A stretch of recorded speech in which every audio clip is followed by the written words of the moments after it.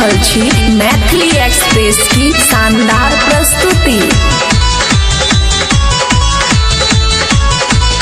खुशी recording studio बलुआहा। करके माना करके बहाना मम्मी से अपना बता जई हो।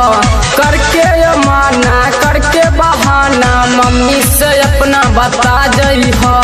मिले के बर मन करे करे जहाँ मेला मोरा कोपा में आ जई हो। मिले के बर मन करे करे जहाँ मेला मोरा कोपा में आ जई हो। कके फूल अर्पण मैया के दर्शन संगे संगे हमरा तू पा जई हो। कके फूल अर्पण मैया के दर्शन संगे संगे हमरा तू पा जई हो। मिले के बर मन करे करे जहाँ मेला मोरा कोपा में आ जई हो। मिले के बर मन करे करे जहाँ मेला मोरा कोपा में आ जई हो।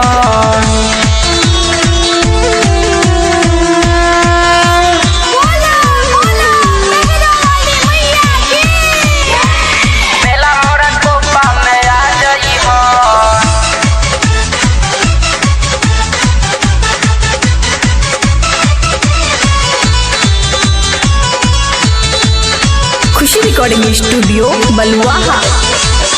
4G मोबाइल से फोटो खींचल जाई।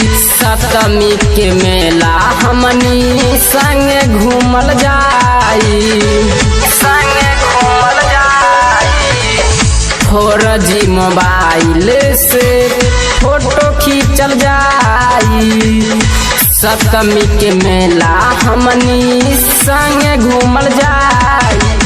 जैबी तू कहिया मैया दुआरिया ललकी चुनरिया चढ़ा जई हो।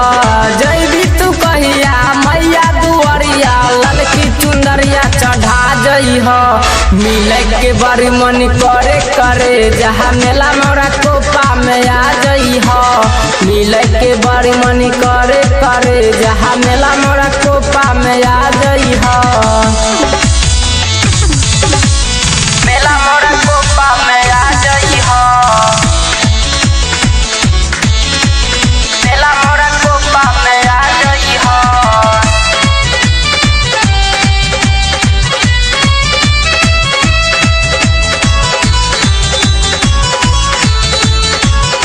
खुशी रिकॉर्डिंग स्टूडियो बलुआहा। बात पर विचार अपना करी हम नमित के। लागी नहीं दिल अब तो अनिल अंदीप के।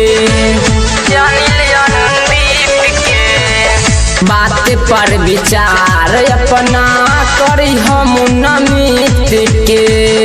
लागी नहीं दिल अब तो अनिल अंदीप के। विमल के गीतिया के संगतिया भगत के एल्बम सुना जई हो।